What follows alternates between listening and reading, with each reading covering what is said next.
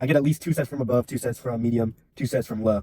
So just make sure that I hit back from all angles. What that means for me is 2 sets of lat pull down for the upper, 2 sets of like a V-bar row, T-bar row, and today it was a dumbbell row, which is usually not what I do. But 120s just like looked at me funny, so I kind of want to try them out, you know. I think the form was all right. I think I got something out of the set at least. I don't think it's something I'll do again or repeat and try and like progressive overload. And then I have my 2 sets of the low machine row, so that's a really good move. I like to do them super slow and controlled, so like a 1 second for actually pulling the concentric part of the movement, and I like to squeeze at the top for like 2 seconds maybe, and let it go down really slow as well. One thing that I feel like has limited my back progress since I started really, because this is something that I really only started doing a couple months ago, controlling the weight.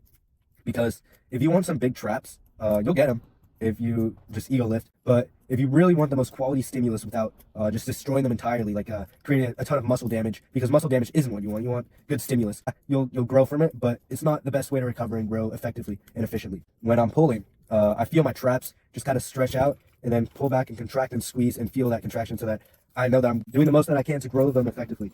I'll go more out in front, so that's more like a, you know, like the JPG pull downs, like with the cables, kind of like that. But you can do that with a lat pull down and kind of bring out in front and pull down with both arms. I'm not just moving weight. My goal used to always just be to move weight, and that's just never gonna be the best way to get a big back.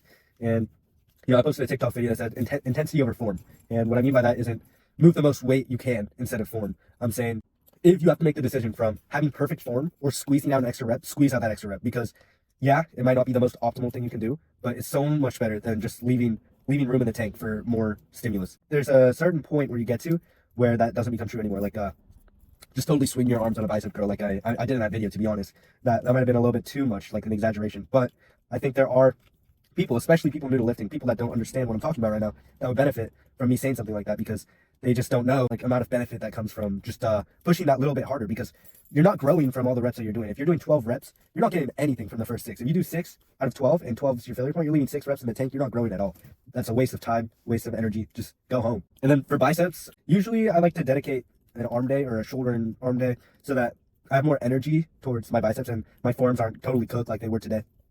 That just lets me go heavier and really only go to failure for the biceps and no other limiting factors, because although my biceps are pretty big already and some of you guys might not consider a weak point, I do want to get bigger biceps and prioritize that going forward. In order, I'm prioritizing chest, then lats, then shoulders, just because I feel like shoulder dominant physiques are just like, they look awesome. Biceps, then triceps, and then very last is legs. And then I'd say calves is actually before legs, because I just want everything to look proportional. There's nothing wrong with having bigger legs, because if I'm going to be honest, the only reason my legs would ever look too big is because they're holding too much fat, not because there's too much muscle. And I think that's a big misconception. Some people have, they're like, oh, my legs are huge. Like, no, you're 25% body fat. You just store all your fat in your legs. You're fat. Like, it's not going to look good when you cut. You're still going to have small legs. Same thing with arms. Fat people always think they have like genetically gifted arms. Like, no, you're fat. Stop. Yeah, that was me. I mean, I'll be honest. But I've also been training abs, because I feel like you can never have too like good of abs, right? Like, you're not going to have like 2 defined abs and like be like, damn, that's gross. Like, no. I hope you guys enjoyed the video.